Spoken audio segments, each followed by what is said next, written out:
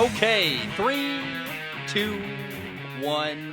Oh my goodness. Good morning, good afternoon, whatever it is for you. I hope you're having a fantastic day. My name is Zach Schomler. This is Strong Opinion Sports, episode 454. Welcome in. I'm recording this very, very late on Tuesday night. Had a very weird day. A lot of news broke. We'll talk about that, of course. You know, I talked a while back during the regular season about construction happening in my building, and that construction happening literally right outside, the back patio of my apartment is a plumbing issue, and that it happened again today. Today was more drilling all day, and I didn't have water for like 10 hours. It was literally horrible. One of the very weird day. I don't think I appreciated how much I use water to do everything. Dishes, cooking, showering, drinking. I had to go buy bottled water so I could drink water today. It's like, I'm so done. They hired a different plumber this time. It should be solved, but man, not a fun thing. So the big news on Tuesday when I woke up was, oh my goodness, guess what happened on Tuesday? Caleb Williams has transferred to USC, the former Oklahoma quarterback. That was the first news of the day. I was like, oh, wow, USC. Finally, it's. We all thought that was coming. Lincoln Riley went from Oklahoma to USC. I think he might be maybe the most talented quarterback in all of college football. He's a future number one overall pick, in my opinion. And that's awesome. There's a lot of exciting quarterbacks all over college football for next year. I love the one-time transfer rule. It allows people to be, it allows, especially quarterbacks, but it allows every athlete in college football to really put them in a position to be successful. I love that. And I need to make a video and do a topic about the quarterbacks I'm excited to watch next year in college football. Now, of course, that is not the big news that happened on Tuesday. That was what I woke up to first. I'm like, oh my gosh, Caleb Williams. And then I slid a little bit farther on Instagram and I went, holy crap. The big news, of course, is that after 22 years in the NFL, Tom Brady has retired. And I'm not going to lie, it's daunting to even try to explain what Tom Brady means to me and his career meant to me. I feel like I could do an entire podcast for like an hour talking about my love for Tom Brady. He is my favorite player of all time. And by the way, I will not talk for an hour about Tom Brady. We'll keep it short as much as I can. Tom Brady brought me a lot of joy. All these moments watching football on the couch with my dad, cheering for Tom Brady. All the battles, Peyton Manning versus Tom Brady were so fun. And I played quarterback growing up, and Tom Brady deeply inspired me. He was a 6th-round pick, famously drafted 199th overall. And the reason why I love Tom Brady is that he mastered everything he could control. And he was an underdog. People forget that about Tom Brady. Tom Brady's looked at as a winner, and not at first. Tom Brady's kind of the American dream. It's funny, actually, more people don't love Tom Brady based on where he came from. A guy that nobody wanted in the NFL. A backup to Drew Bledsoe. Had to earn everything that happened to him. Peyton Manning was a number one overall pick, and I love Peyton Manning, but I always resonated with the underdog story of Tom Brady. A guy who came out of nowhere. A guy who wasn't wanted, 6th-round pick. And when I watch Justin Herbert play football, or Josh Allen, right? There's nothing I can relate to there. I was short, had a weak arm, couldn't run, right? I was a very mediocre quarterback. Let's be honest, right? But I never relied on my athleticism. The way I played quarterback was relying on my footwork and my mechanics and my decision-making. That stuff you can control. I couldn't control the fact that I'm 5'11" and don't run a 4.5 40-yard dash, right? Tom Brady mastered everything he could control. His footwork was impeccable. His mechanics, his knowledge of the game. I learned how to beat a blitz watching Tom Brady because Tom Brady loved when linebackers would blitz him. He's like, hey, guess what that means? Got one-on-one coverage outside. If you bring more people to sack me, got fewer people in coverage. I love that. I learned that watching Tom Brady as a child, loving that. Tom Brady has incredible people skills. That's something that cannot go understated. The way he relates to his teammates, the way he cares for people, the way he builds community, his leadership is incredible. That takes work, by the way. That's not something, some people are natural leaders, but still, even a natural leader has to be wary of, I got to talk to this guy. How's this guy doing? How's Chuck doing? How's my lineman doing? How's this guy? You check in with people. That's leadership, and Tom Brady was really, really good at it. I learned so much from watching Tom Brady, so many life lessons, and it's well beyond throwing touchdowns, man. Like the lessons I learned about work ethic from watching Tom Brady, I use every day. And frankly, like Tom Brady set a hilariously absurd standard that I don't think I could ever live up to, right? The work ethic, the sacrifices he made, it's incredible. Like, how can you not look? I've never quite related to the person who doesn't like Tom Brady. I understand. Here's maybe a better way to put it. I understand if you don't like him because you're tired of him, or you're a Buffalo Bills fan or a Jets fan. But I think everybody should respect Tom Brady. Like, I don't know how you can't respect what he did and the clear work he put into his career and the sacrifices he made. The way he ate. Like, he ate boring food, right? And that's, I'm on a diet. It's not fun to eat boring food and, like, really eat the food that's better for you because McDonald's French fries are calling to me, right? The way he trained, the late nights watching film. Tom Brady worked like others wouldn't so he could live a life that others couldn't.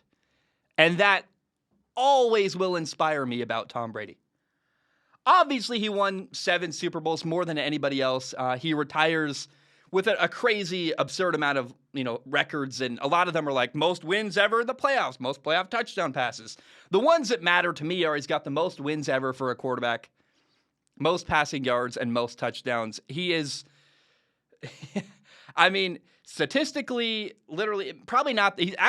I think the fact that Tom Brady's not the most talented quarterback ever, like when you watch Josh Allen or Patrick Mahomes, they're way better athletes and way more talented. Aaron Rodgers is a way better thrower of the football than Tom Brady. But the fact that Tom Brady wasn't the most talented and still achieved everything he did, that's why I love the guy, right? He controlled everything he could control. Amazing. In fact, he got better as the years went on. He has record after record. He's got, most passing yards, most touchdowns, most wins. And what's crazy is that at 44 years old, as Tom Brady retires, he'll be 45 in August. He could have kept playing. This year, his final year in the NFL. At 44 years old, he led the league in passing yards and passing touchdowns, in completions, in passes thrown, pass attempts. He threw the ball more than any other quarterback in the NFL at 44 years old. Won a playoff game, won his division. And the reality is, you could argue he played the best football of his life in his final year of his career at 44 years old. And you really got to give credit to Tom as an outside-the-box thinker. He got made fun of a lot. Do you remember when Alex Guerrero got told he could no longer be on the sideline of Patriots games? I do. And there were people chirping, man. A lot of people. Tom Brady and his crackpot trainer, these crazy ideas. He thinks he's going to play till he's 45. He's going to fall off a cliff. His trainer, Alex Guerrero, and their weird alternative methods. Well, it worked. He could have played till he was 45. He chose not to. He left a year early, right? And I will point out, so Tom Brady put out this long statement. Oh, it's like 7 pages. I'm not going to read all of it. I will read some keywords. I will point out, though, in everything that Tom Brady said, this long speech thanking everybody, he never once used the word or the words retirement or retire. So, he's done. I'm pretty sure he's done. He's done. It is interesting, though, he didn't say retire. And maybe that more speaks to, he's like, I'm no longer going to play football, but I'm going to keep working just in other avenues, whether it's media, building companies, coaching, public speaking, writing books, who knows, right? He's going to probably I don't think he's the kind of guy who wants to just sit at the beach and do nothing. I think he's too type A and too much of a workaholic to do that. He'll probably do that for a while. But after a while, that gets boring, and trust me, like you want to do stuff, and I'm sure he will. Here are a few key words that Tom Brady said. I'm going to read them. There's 2 breaks. We'll see ellipses in this, what I'm about to read. Tom Brady said, "I've always believed the sport of football is an all-in proposition. If a 100% competitive commitment isn't there, you won't succeed. Ellipsis. I have tried my very best these past 22 years. There are no shortcuts to success on the field or in life. Ellipsis again. I am not going to make that competitive commitment anymore. I have loved my NFL career, and now it is time to focus my time and energy on other things that require my attention." Can't blame the guy. In fact, I really respect it. He recognized, if I'm not all in, it's not going to work. And I respect the game too much to play for the sake of playing when I'm not all in. He earned everything. He earned the millions of dollars he had. He earned the years of retirement ahead of him if he wants them. I'm convinced he'll do media or something. I think he's going to do something there.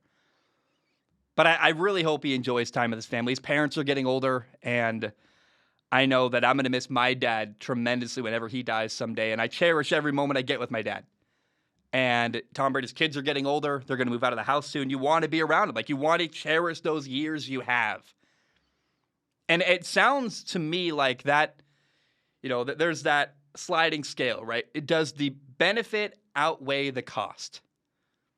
Does the benefit of playing football, the carrot on the end of the stick, the Super Bowls, the keep chasing success, does that outweigh the cost of not spending time with their family anymore? I think the scale is tipped the other way, and now Tom Brady wants to spend time with his family. Cannot blame the guy at all. And again, it is funny. Never said retire, never said retirement one time. I just want to say thank you, Tom. Thank you so much for the years of inspiration, entertainment. I watched The Brady Six as a child. The Brady Six is a documentary all about the 6 quarterbacks that were drafted ahead of Tom Brady. And remember, Tom Brady was counted out, overlooked, not wanted, not believed in. I think everybody's felt that way at some point, right? No matter where in life you are, everybody's felt a moment of, man, I'm the only person who believes in me. And Tom Brady, I guess his dad did, but he was the only person who believed he could become what he became. And he effing did it, man. Like, how can you not smile about that? A guy who believes in himself when no one else did. He became the most accomplished quarterback of all time. That's why I love Tom Brady. He inspired me tremendously. A lot of touchdowns, a lot of Super Bowls. But the thing I will always be grateful for when it comes to Tom Brady is that there's really 2 things he modeled. He modeled work ethic. He modeled that willingness to sacrifice. And I'm going to tell you a story. I think people don't know this about Strong Opinion Sports. My show, my full-time job, I love it. When I started the show, I slept under my desk on a mattress pad under my desk for 2 years when I was in college, believing. I took out a student loan. I never got a degree. I wasn't there for college. I was there because my student loan paid for my dorm room and my internet, which allowed me to do Strong Opinion Sports. I slept under my desk for 1.5 years in college, man. And it's moments like that where I believed in myself. That was me chasing my dream, right? And Tom Brady, I don't know who you are listening. I don't know where you are in life, but I encourage you to look at what Tom Brady's done and try to find, there's a shared journey in there somewhere. And man, even when I wasn't playing football in my life, I would think about Tom Brady and that effort made it, right? I can, right? He was counted out. Favorite player of all time.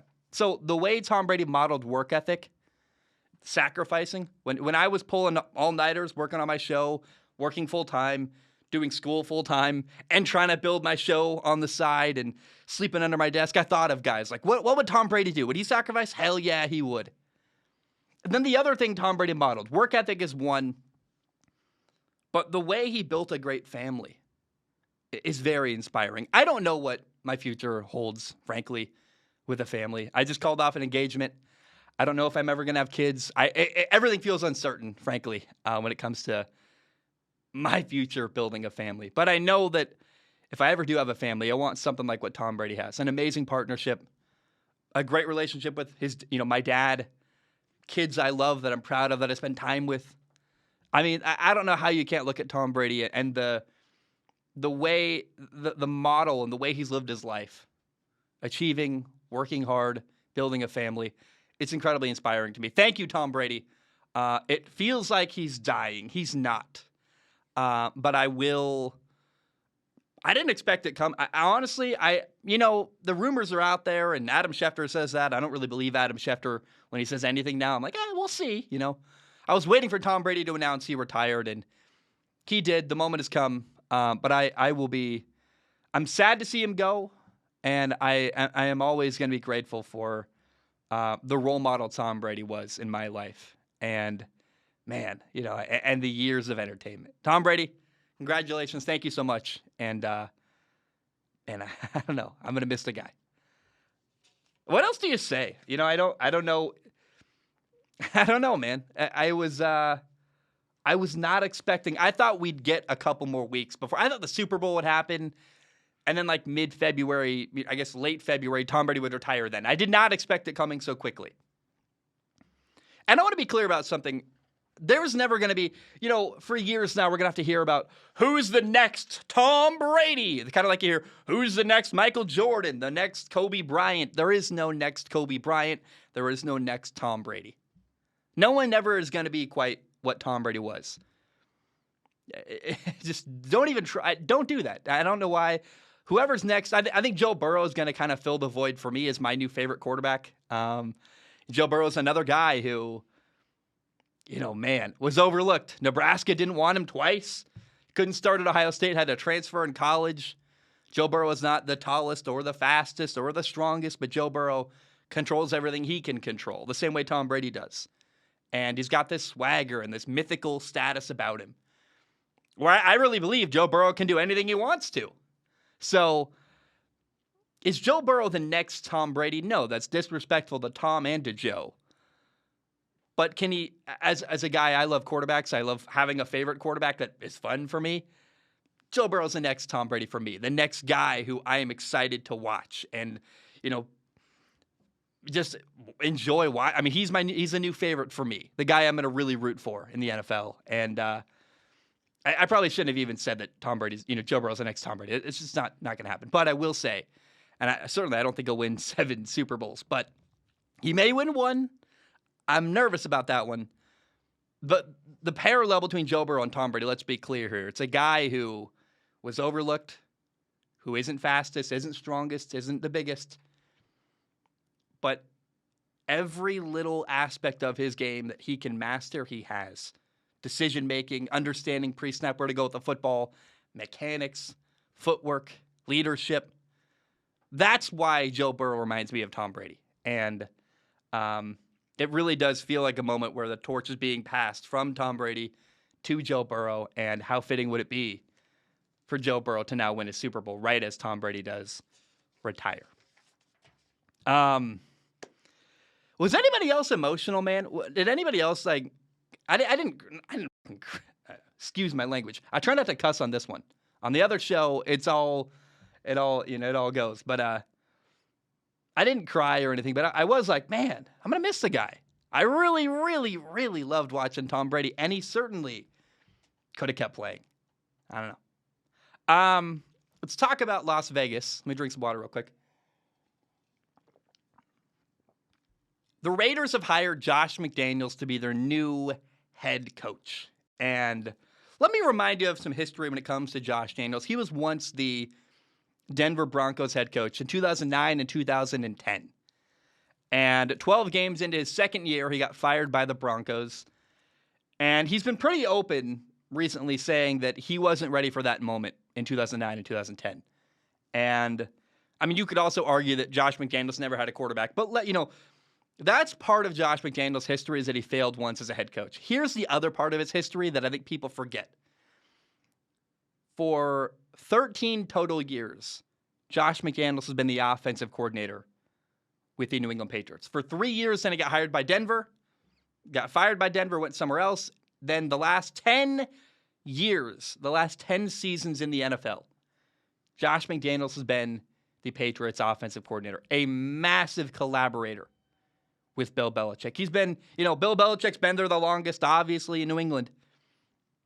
But the close second is Josh McDaniels right behind him, working, collaborating with him, running the offensive side of the football.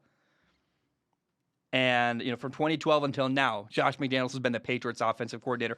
I am sure 13 years, probably longer as an assistant, all that time with Bill Belichick, a little something rubbed off. I'm sure he learned a little bit from Bill Belichick. And I like this hire. I believe in it.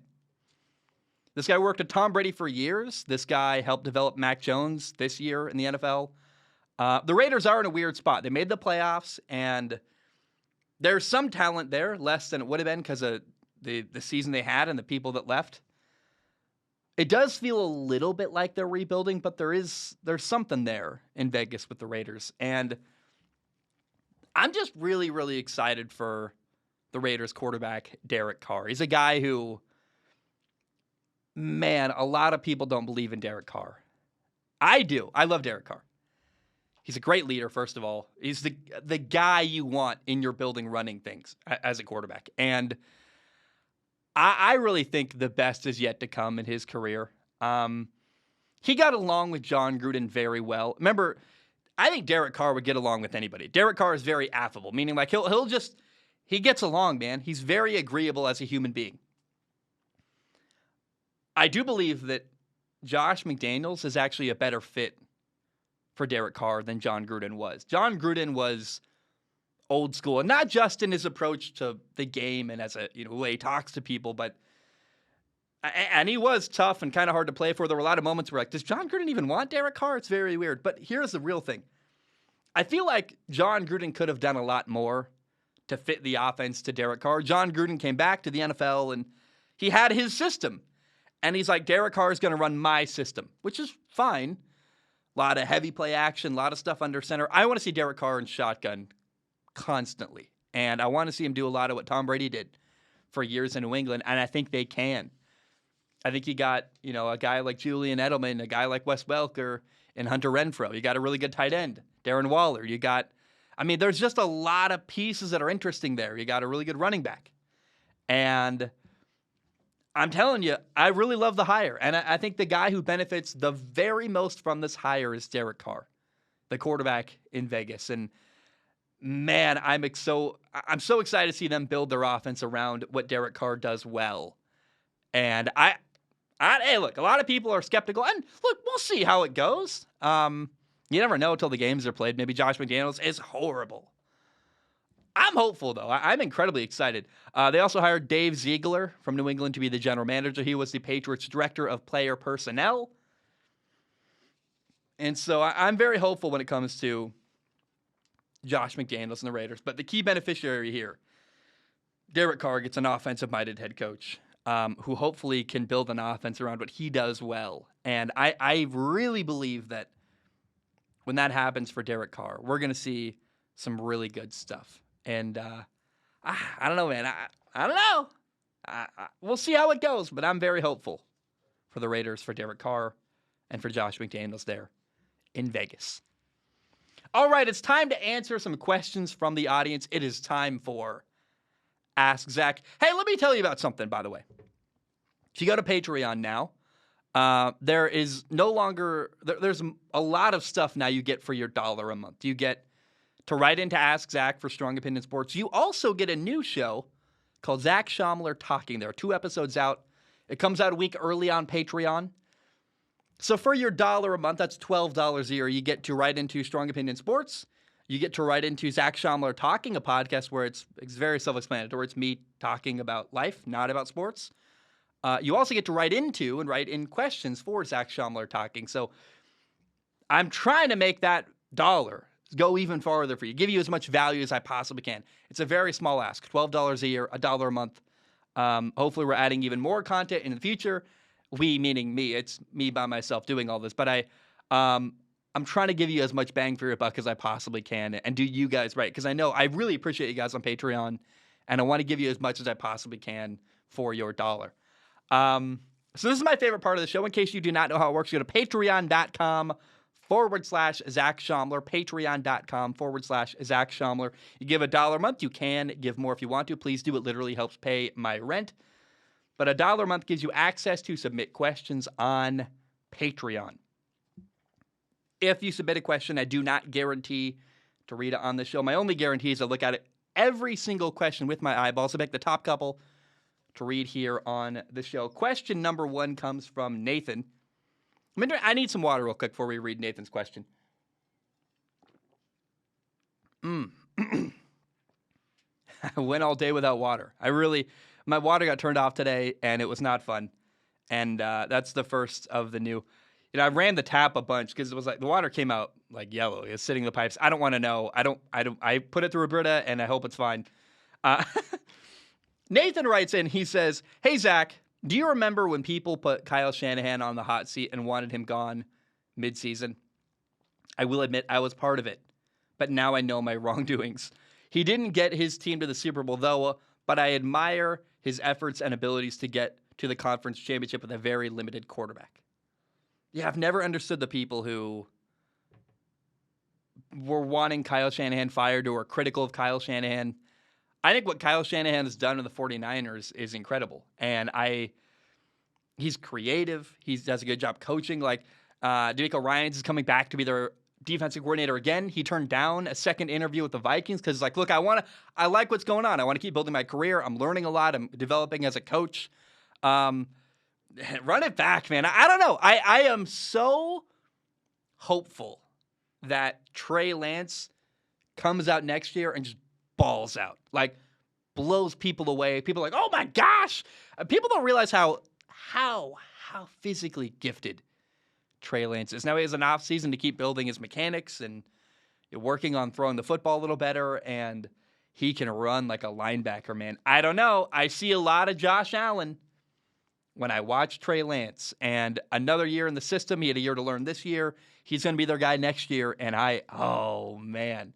All the talk of Kyle Shanahan can't coach. Well, what happens when he's got one of these incredible, amazing quarterbacks that I think Trey Lance can become? Remember, this is a guy who made RG3 look amazing. He made Kirk Cousins look amazing. He got Matt Ryan to an MVP and a Super Bowl.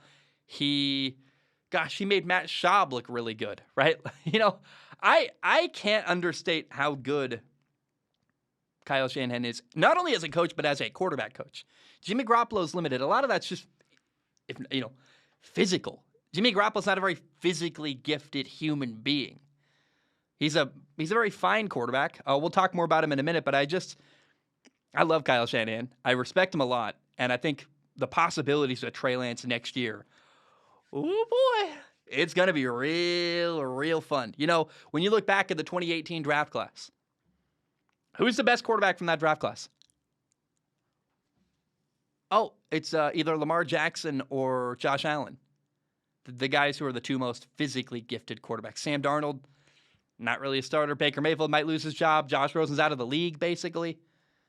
No, the guy who's really physically gifted and has a higher ceiling with a good coach tends to do really well recently.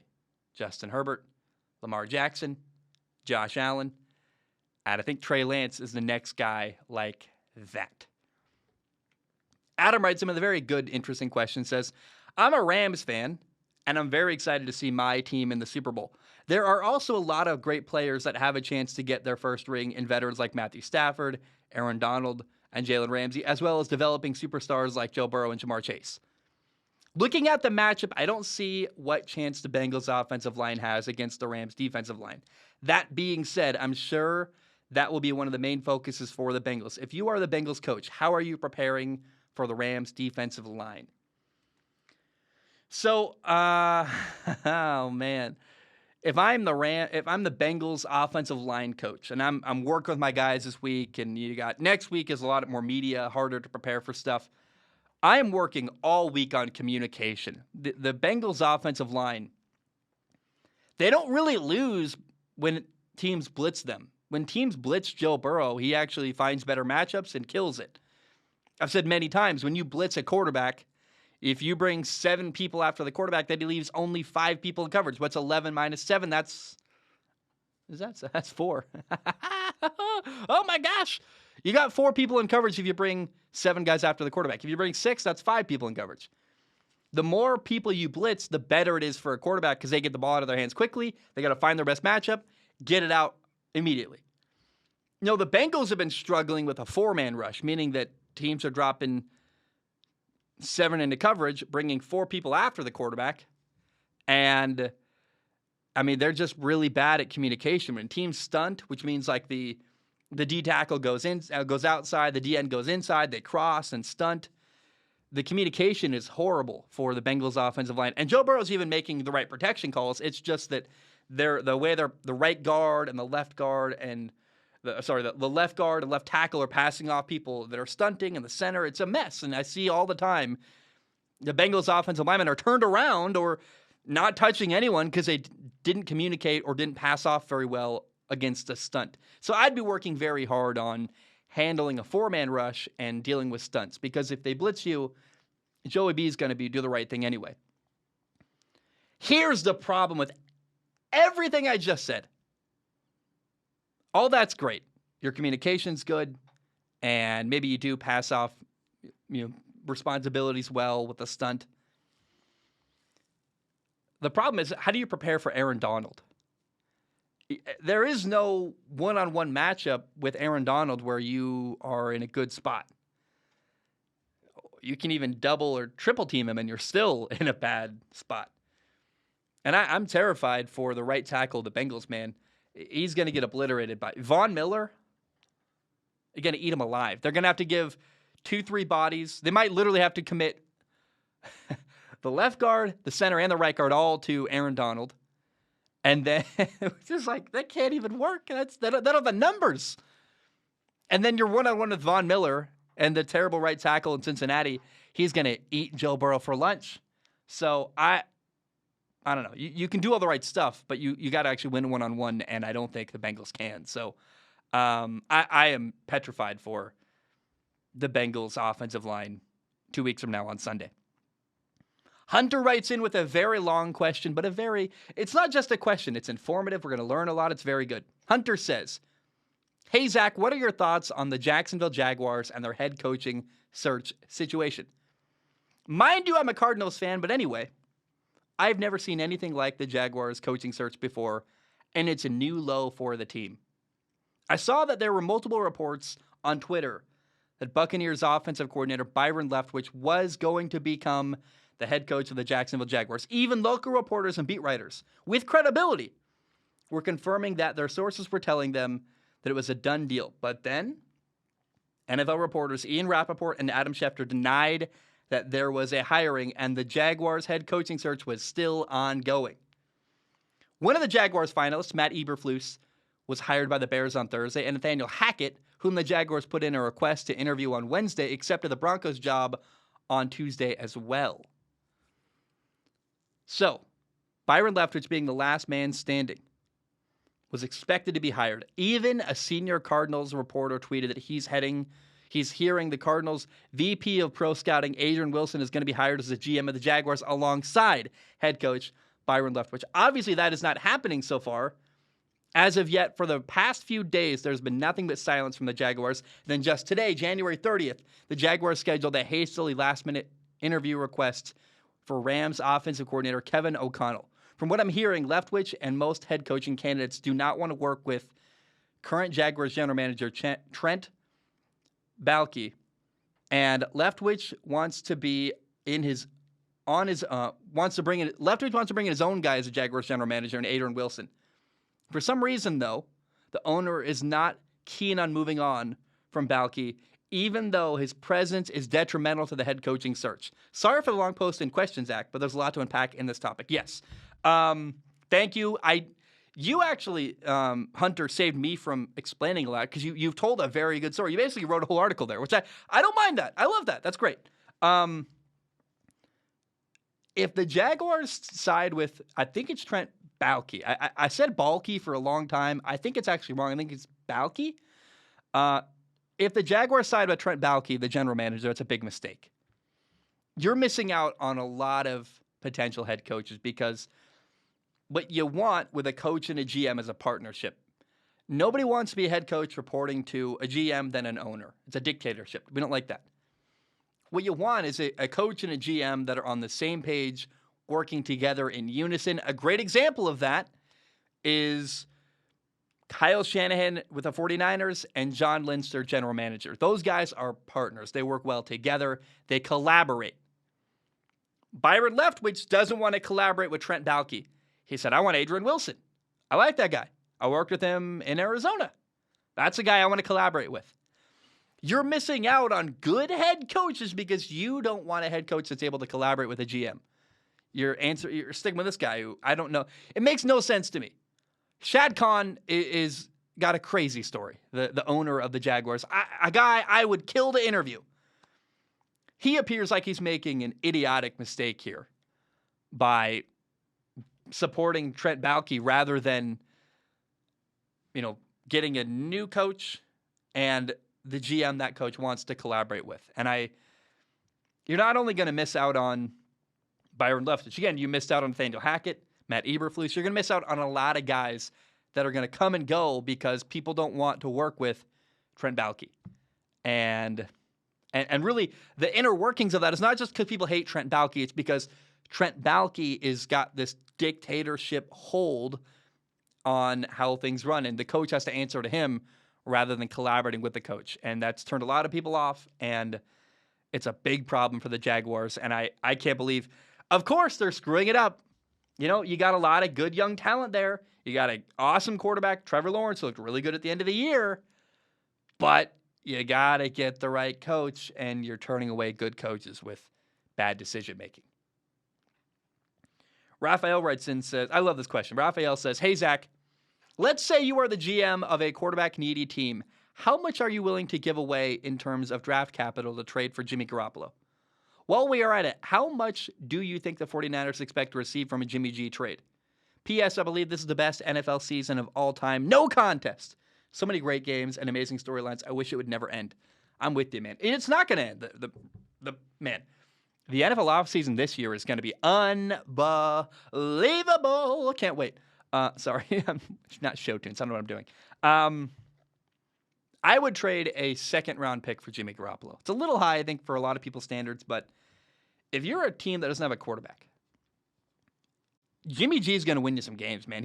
He's not the long-term forever answer. I wouldn't build around him. He's your quarterback until you can find someone more talented, like a Trey Lance, like a Josh Allen, like a Justin Herbert, et cetera, et cetera.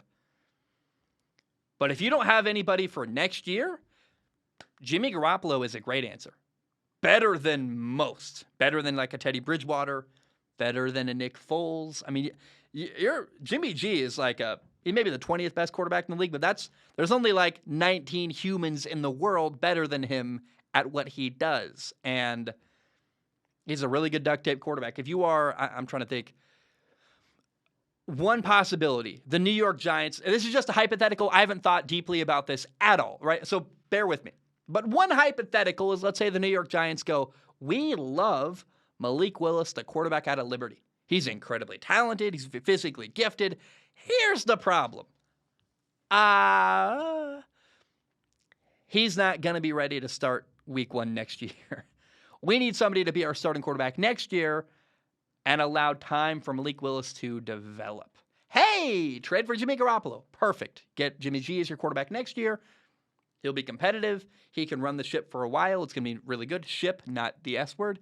And Malik Willis can sit on the bench for a while. Some situation like that. Kind of like what the Browns did with Tyrod Taylor. The Bills did with Josh Allen and Tyrod Taylor. The Chargers did with Tyrod Taylor and Justin Herbert.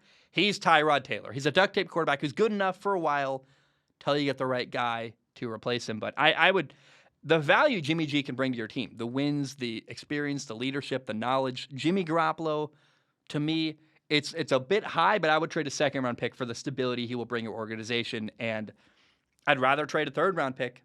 But I don't love Jimmy G. Wouldn't build around him. Not my franchise quarterback. But I respect what he can do. He's solid. He'll bring stability. And if you're looking for that, if you're Washington, for example, Washington should trade for Jimmy Garoppolo. He'll give him a good year or two and be solid. And until you find another guy to replace him, he's better than most. So I respect and do have I do see some value in Jimmy Garoppolo. I think a lot of people probably don't agree with me on that. Caleb writes in, says, "Hey Zach, this has been one of the best playoffs I've ever seen, and I am so happy for both the Rams and the Bengals to make it to this year's Super Bowl. It feels officially like a new era in the NFL. First time in 19 years that Brady, Manning, Roethlisberger, or the 49ers are not in the Super Bowl. You've had a transition of new faces. This is, it feels like a true changing of the guard and how the league has so many new teams on top. There are a few absolutes in football, but do you think this season points to a new normal for the future?" I do believe that. I do believe that. Here is the future of the NFL. Lamar Jackson, Patrick Mahomes, Josh Allen, Joe Burrow, Justin Herbert. Hey, Justin Fields maybe. Trey Lance. Trevor Lawrence. Like, Mac Jones is out there, right? There's a lot of good young quarterbacks, but specifically quarterbacks who can run and move. Justin Fields is electric. I know what he's talented. I know what he can do. I know what he's capable of. Justin Herbert, there's a throw that's been stuck in my head. I need to make a film analysis of Justin Herbert where he's running to his left. The way he turns his shoulders, lines it up, makes an amazing throw to the end zone. It's a touchdown. It's beautiful. Oh my gosh, it's one of my favorite throws of the year. I need to show you guys that throw on film. It's incredible. It's a changing of the guard in the NFL, absolutely. And these guys are mobile. These young quarterbacks that are entering the league and are in the league now, we're seeing fewer and fewer quarterbacks who are like Mac Jones, who are like Tom Brady, who are immobile. A lot of these young guys are like Kyler Murray, who can run. They're the best athlete on the field. When they were in high school, their coach was going, little Jimmy is not only a guy who can kind of throw a football, he's the best athlete on the field. If I teach him to throw a football a little bit better, he can do stuff that, hey, Tom over there can't do. Jimmy's our quarterback. We're going to teach Jimmy how to play quarterback because he's an incredible athlete. We're seeing that more and more in the NFL. Here's a crazy thing. There are only 5 active NFL quarterbacks who have won a Super Bowl as a starter. Patrick Mahomes, Aaron Rodgers, Joe Flacco, Russell Wilson, and Nick Foles. That's it. Once Tom Brady's gone, once Ben Roethlisberger's gone, that's it. That's crazy. Yeah, the NFL's changing. It's a changing of the guard.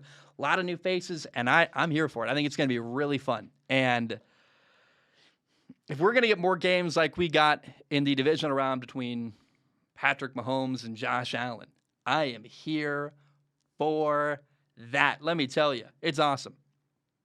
Okay. Mitch writes in and says, "Hey, Zach, loving the show. With all of the retirement talk around Brady." Oh, hey, Mitch says, still loving the show. What do you mean? Still loving the show. Mitch, still loving the show. Why throw the word still in there? My feelings are hurt. I'm offended. No, not really. I don't know. What does that mean, though? I don't know. Mitch says, "Hey, Zach, loving the show. With all of the retirement talk around Brady, I'm wondering, is there any chance we see him become a coach? With all of his game knowledge, it would seem that a player like Brady could move into coaching. It seems uncommon for players to transition from a player to coach. Why is that? Anyway, love the show, man." Thank you, Mitch. I think in a few years, Tom Brady, a few years, maybe later in life, like when he's 60, 70, I could see Tom Brady working as a coach. I could see myself. I really want to coach someday. When money's not a concern, when I own a house outright and I have time to spend, gosh, I don't know. I don't see that time coming for like 40 years and not because money, it's more because I'm going to want to do strong opinion sports rather than go to coach high school football or college football or whatever. I've been offered jobs to be a quarterback coach in high school, in college, and I'm like, I'm in low level, like D3 or high school, but they haven't even made me pause because I'm like, look, I don't have the time. I love doing this show. I'd rather do this than develop a young quarterback, but there is something to it. I did briefly work as a quarterback coach, and that guy went to Sacramento State. He's awesome. I love that. We still keep in touch. Love that guy. I taught him how to read a defense. I taught him how to look off a safety against cover 3 and cover 1, I guess. But I don't see Tom Brady working as a coach for a long time. He's going to enjoy time with his family. And then the next logical move would probably be to either become like some kind of businessman where you just got Brady brand and you got commercials and you're doing all kinds of stuff to make money. A lot of money in that. It's harder to do that kind of stuff, the business stuff, when you're coaching, because coaching's a lot of responsibility, a lot of time. It's a tough schedule, coaching. Hard on your family, like you're gone, you're away from stuff. And frankly, even broadcasting, part of why Peyton Manning, I think, doesn't want to do broadcasting is think of Kirk Herbstreit. Kirk Herbstreit, the number one broadcaster for college football for ESPN, will do like 3 games a weekend. He's on a plane, sleeping on the plane, doing another game. He's in a different city every night, like just running all over the country. That's grueling. That's hard for your family. I don't think that Tom Brady wants that. There's also more money in media. If you're Tom Brady, you start a podcast, dude, you're set. You're going to make a ton of money. You can sell T-shirts. You can do Brady brand. I mean, that's really what I think Tom Brady's going to do is start some kind of media career.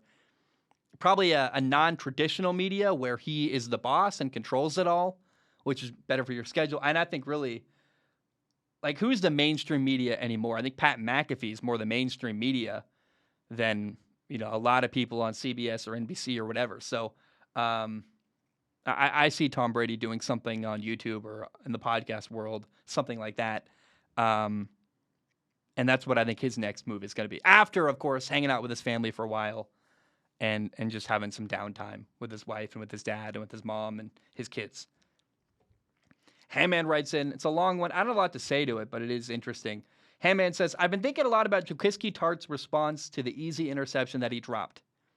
In a tweet, he said, no excuses. I deserve all the criticism coming my way.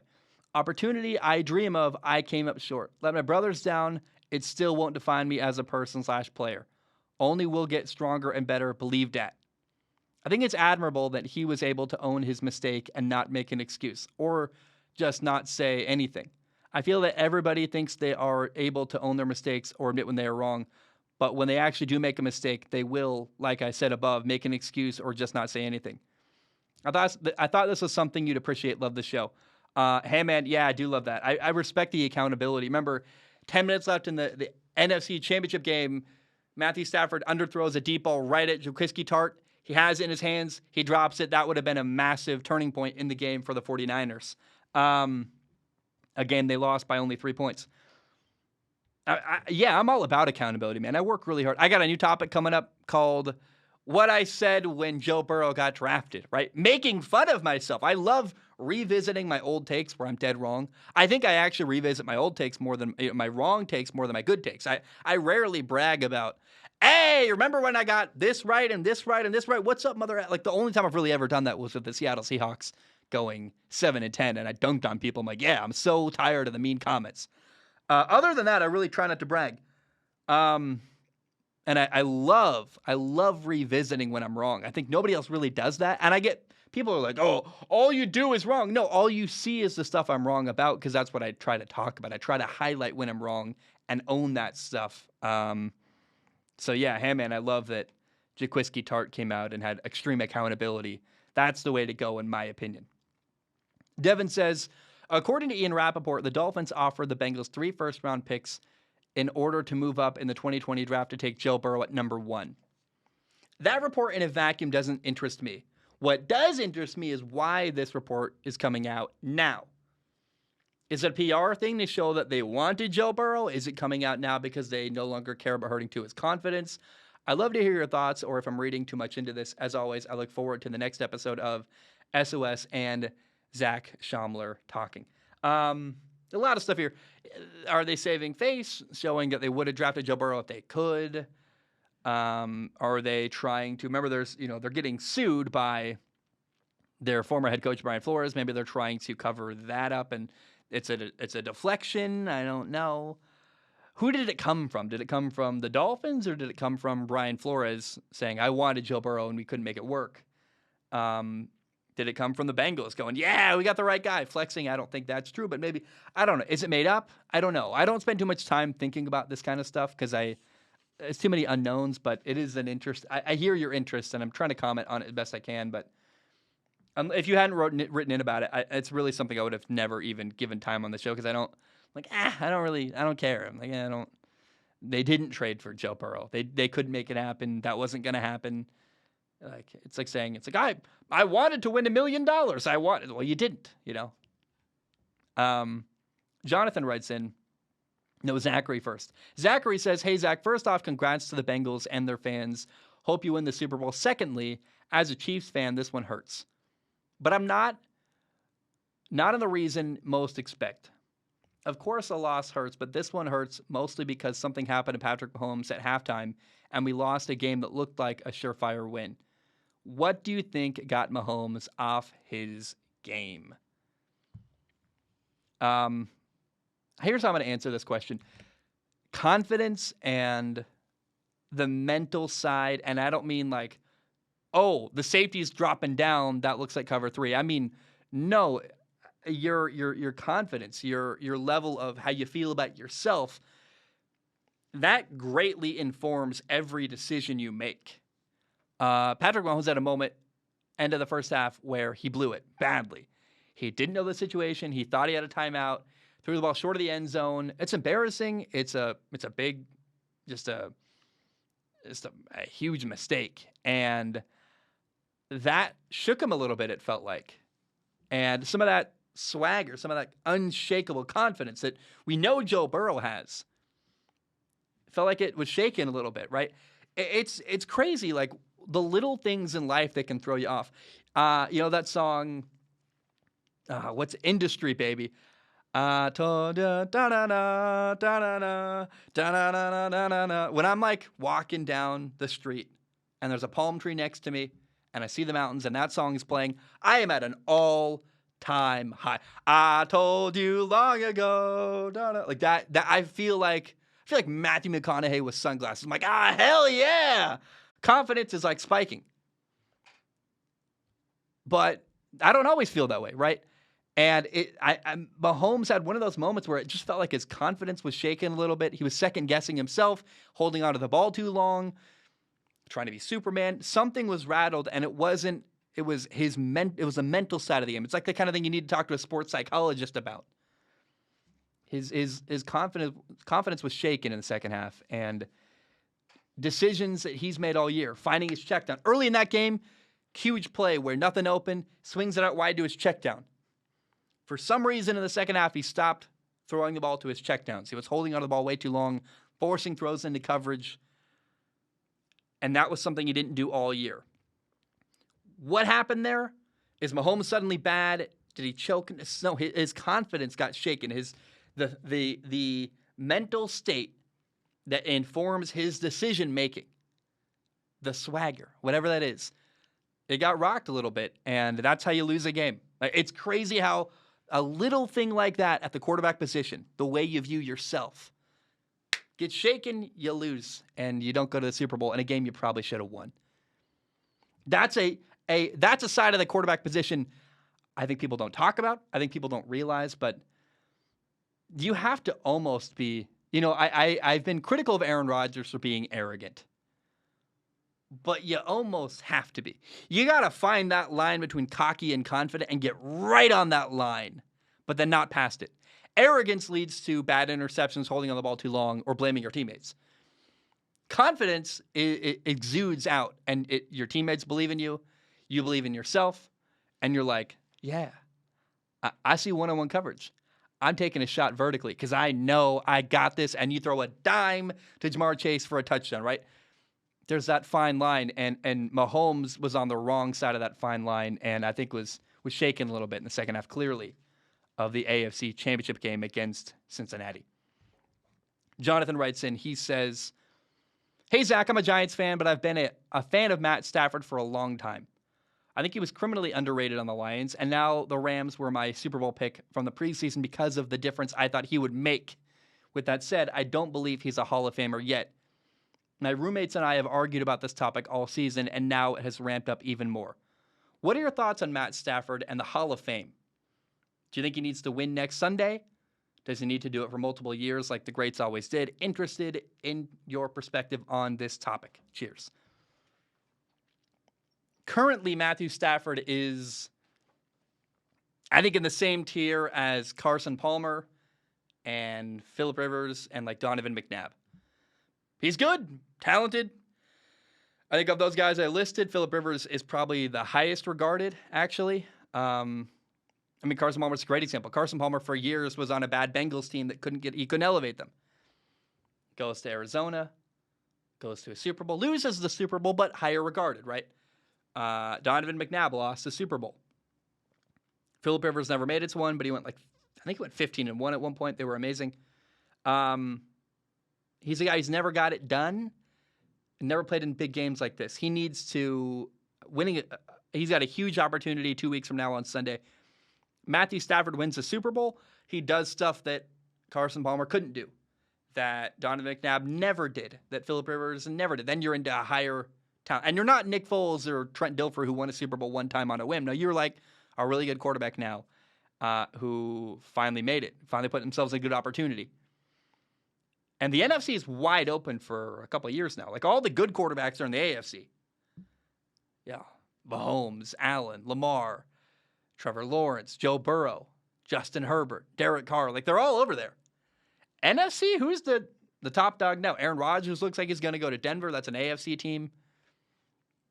Who's to say Matthew Stafford doesn't dominate for like 4 more years in LA with the Rams? And he wins the Super Bowl here, has a couple more top-tier years, and shows that the Lions were always holding him back. I think he could put together a Hall of Fame career. So we'll see where he is a couple years from now. But we're not there yet, but he's definitely got a chance to elevate himself into a Hall of Fame career. I got a lot more. Sean writes in, says, hey, Zach, what's your opinion about the NFC next year? The Packers, the Rams, and Buccaneers seem like they went all in this year, and it seems like it will be time to rebuild for those teams or major changes. The AFC seems to have a lot of young, great quarterbacks with cores around them, but I don't see many teams like that in the NFC. Is there a team or two in the NFC that seems to be ready to take the NFC title next year? So, again, like I said, all the best quarterbacks are in the AFC. Patrick Mahomes, Lamar Jackson, Justin Herbert, Josh Allen, Joe Burrow. Probably Aaron Rodgers, too, going to Denver. Man, how about the AFC West if that happens? The AFC West would be Aaron Rodgers, Derek Carr, Patrick Mahomes, and Justin freaking Herbert. That would be unbelievable to watch. I'm watching every NFC West game, or AFC West game. I said NFC, I meant AFC. I'm watching every AFC West game all next year. It'd be amazing. In the NFC, Tom Brady's gone.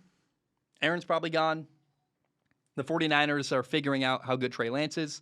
The LA has got an opportunity here to just dominate in the NFC and maybe go to multiple Super Bowls here with Matthew Stafford. The Cowboys, if they can ever get a better coach, the Cowboys still, even with Mike McCarthy, could very well go to a Super Bowl just based on there's no one else could challenge them in that conference. The dark horse is San Francisco. The 49ers, man, are a really good team. We know that. They're a really good football team. How good can Trey Lance be, and how quickly can he get there? If next year Trey Lance is a baller, running around, running RPOs, making big-time throws, he doesn't need to be amazing. He needs to be physically amazing, because you can run a simplified offense and rely on his physical skill set to win, and you probably could. So I think the 49ers have a shot in the NFC, and we'll see if Arizona can get on top too. But LA is the favorite for a couple of years now in the NFC, in my opinion. We'll see if Dallas can elevate themselves. We'll see if the 49ers can challenge him, how quickly Trey Lance can get good, and then can Arizona ever get their head out of there? Beep! Because they are just, they make so many mistakes. I'm worried about Kyler Murray's leadership. I need to write that down. I need to do a topic about Kyler Murray's leadership. I am concerned about that. We'll talk about that probably next episode. Rams are my favorite in the NFC for years to come. Okay, I don't know how to pronounce his name. It's either Dalek or Dalik. I'm going to say Dalik because it's like Malik with a D. Oh, there's a good joke in there. Malik with a D. Hey, ladies. He says, hey, Zach, well, it happened. For the longest time listening to you and hearing you discuss how you ended your fandom with the Mariners, I finally understand. I am, or rather, I was a Miami Dolphins fan. However, after the recent statements from Brian Flores, who I loved as our coach, exposing Stephen Ross for blatant tampering as well as tanking, and he says, tanking, like all caps, there is no way I can continue to support the team. Am I being rash? Is this a knee-jerk reaction? I would like to hear your thoughts on if a team you supported or was just rooting for got exposed in this manner. As for me, I guess it's fins down. Thank you for your time, and go Ducks. Yes, I'm an Oregon football fan. Knowing your feelings towards them, had to throw it in there at the very end. It's awesome. Good for you, man. I feel like I've been too mean to Oregon fans. I apologize to Oregon Ducks fans. That's my formal apology. It's the best you're going to get. Dude, congratulations, man. Welcome to freedom. I was once a Seattle Mariners fan, and they kept trading away good players. And I was like, dude, Adrian Beltre goes to the Texas Rangers and is suddenly amazing. Raul Ibanez goes to Philadelphia, all-star. You trade Adam Jones for Eric Bedard. What the heck is happening? Why are we making these moves that I don't agree with? Dude, Unieski Betancourt, who people don't even remember, went to the Milwaukee Brewers and was better with Milwaukee than Seattle. And I was like, I'm like 11. Like, why am I a fan of this baseball team? And it's actually pretty funny. Years later, the guy running the team got in trouble on like a Rotary Club call, confirming everything I always believed. I quit on them like 10 years ago. 10 years later, John Boy Media puts out this video of him totally like exposing himself about how, he doesn't pay good players, won't short. I'm like, I knew it. I knew they weren't trying to win. Dude, get out of it. Don't be a fan of a team you don't like. If you hate them, here's the thing. Root for your favorite players, man. I love Joe Burrow. I love the guy. If Joe Burrow leaves Cincinnati tomorrow, I love Cincinnati as a city. But I'm with Joe Burrow all the way. I don't care where he goes. I love the guy. Right? Josh Allen, easy to root for. He's amazing. Justin Herbert's incredible. The more I learn about Justin Herbert, the more I like the guy. He's an introvert. He hates the media. I'm like, yeah, hell yeah. I'm on board. I love Justin Herbert. If Justin Herbert goes to, I don't know, the Giants tomorrow, suddenly I'm rooting for Justin Herbert on the Giants because I don't care where he plays. I care about him as a person. The people I don't like tend to be the billionaire front office a-holes that make bad decisions or ruin teams or whatever. Do not let the Miami front office hurt you anymore. You're free. You owe them nothing. Find your favorite players in the NFL, and on Sundays, root for them. Root for people, not corporations, not organizations, because at the end of the day, the organization doesn't care about you. They just want your money. And I realized when I was a Mariners fan, literally, I was 11 or 13, I can't remember. I was like, I am no longer giving any more emotional investment to this thing. All they're doing is hurting me. You can still root for Miami, but root for Miami because you like Tua or you like, I don't even know. Root for people, not teams. That's my policy. And Dalek, I don't know how to say your name. I apologize, but you're free, man. And you'll still hurt when they lose. Whenever the Mariners have another bad story where they lose or have something horrible, I can't remove my emotion completely. I'm still like, freaking, I hate those guys, right? But I don't watch them anymore. I'm not beholden to like following how they do because I don't care anymore. I'm like, I'm free. I'm not worried about that anymore. Welcome to freedom, Dalek, I don't know how to say your name, but I really, I hope you fully step away from a fandom of a team you don't like. I don't care who you're rooting for. You like a team, but I don't get people that just hate the experience and are still a fan. I don't even begrudge people. If you live in Cleveland and you're a Browns fan for years and you went to every Browns game, I get it. Going to games are fun. Get a hot dog, get a beer, go to the game, you sit in the cold. That's fun to me. But dude, if you're living in Seattle and you're a Browns fan and you hate Cleveland, you hate watching the games, you hate every move that you're like, why did we draft Johnny Manziel? What the flip? I hate this team. Stop rooting for them. And then maybe they get a player you like someday, and then you root for him. That's my advice. Long diatribe there. final question today. Jeff Boyardee says, with Tom Brady officially stepping down from football, do you think there are any teams that are set to take over the NFL as a dynasty the way the Patriots did? I thought Kansas City was trending in that direction, but with the Bengals and many other teams stepping up, I feel as if there is more parity around the league than there has been in the last 15 to 20 years, and it's anyone's league to take over.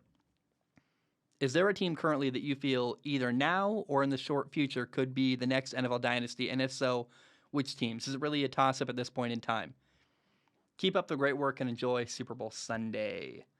Yeah, Kansas City, they got a great opportunity, man. They got a good coach. They got a great quarterback. They got Travis Kelce, Tyreek Hill, this trio of amazing players, and they don't appear to be taking it. And look, man, Patrick Mahomes, I feel like I can't comment on his wife, but as a guy who recently called off an engagement, if Patrick Mahomes' wife is interfering with his career,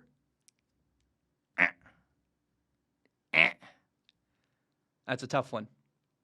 What do you do if your brother and your wife are distracting you? I don't know. I don't know how much that's really happening, but certainly they're annoying. There will never be another run like the Patriots. There just isn't going to be, where you win 3 and then basically 10 years apart. 3 Super Bowls, then 3 more Super Bowls, and it's a long stretch of dominance. And in the NFL right now, you got crazy parity. It's wide open. A lot of new names, a lot of new faces. Joey B, Josh Allen, Kyler Murray, Lamar Jackson, Justin Herbert. Zach Wilson can play. I believe in the guy. Trevor Lawrence. A lot of great young quarterback. Justin Fields. I mean, you're telling me. It's amazing. And I don't think there's going to be... First of all, I don't think there's ever going to be another Patriots dynasty. It's just not going to happen. But also, there isn't really any team right now set up to be a dynasty because there is so much parity. Anyone can beat anyone, and that's how I like it. So, yeah. I don't know. I'm really excited for the future. And, the key to a dynasty isn't having a couple good players, right? We've seen Travis Kelce, Tyreek Hill, Patrick Mahomes are incredible, but they can't build a dynasty just on a couple good players. It takes a foundational... It takes Bill Belichick, man. Without Bill Belichick, that never happens. Even with Tom Brady, they would have been a team with a really good quarterback like Peyton Manning was for years, but not... It takes more than just a couple good players or, a good coach and a good quarterback. It takes the best coach ever, pretty much. And without that, it's never going to happen. Remember, let's be clear about what New England was. It was a unicorn. New England was the greatest coach of all time, stumbling into finding the greatest quarterback of all time. They got together and magic happened. We might find another greatest coach of all time or a greatest quarterback of all time. But the fact that they're going to pair up together, coach and quarterback, that's never going to happen again, right? It's just not going to happen. I don't know who the next best quarterback in the NFL is. Probably Mahomes, right? And I don't know who the best coach in the NFL is going to be moving forward whenever Belichick is gone. I don't know. I think I hit my mic. If I did, I apologize. But, man, they're never going to pair up together again, what we got with Belichick and Brady. And that's why it's just never going to happen ever again. Guys, I love you. I appreciate you. Thank you so much for listening to me talk about sports. I don't know. The Washington team name is going to be announced any moment. I love you. I appreciate you. Have a great day. Bam, we are donezo. We're done.